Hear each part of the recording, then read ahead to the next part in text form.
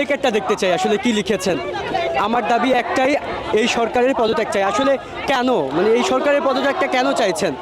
আজকে যে আমরা মিছিলে দাঁড়িয়েছি বা আমরা যে আন্দোলন নিয়ে দাঁড়িয়েছি, এই সরকারের ক্ষমতা সে যেভাবে অপব্যবহার করেছে তার জন্যই আমরা এখানে দাঁড়াতে পেরেছি। কারণ হচ্ছে ক্ষমতা পেলে ক্ষমতা হচ্ছে সুন্দরভাবে সেটা দেখাতে হয়, কিন্তু এইভাবে অপব্যবহার করতে হয় না। আজকে তার পদত্যাগের জন্য আমরা দাঁড়িয়েছি, কারণ যত হত্যাকাণ্ড হয়েছে, যত গণহত্যা হয়েছে, আমাদের ভাই বোনরা মরেছে, সব কিছু তার নির্দেশেই হয়েছে। পুলিশ হচ্ছে সরকারের চামচা। পুলিশকে সে যেভাবে নির্দেশ দিয়েছে, র্যাবকে সে যেভাবে নির্দেশ দিয়েছে, ছাত্রলীগকে সে যেভাবে নির্দেশ দিয়েছে, তারা তাদের মতোই কাজ করেছে। সরকারের কারণেই এসব হয়েছে। এই সরকার আমরা চাই না।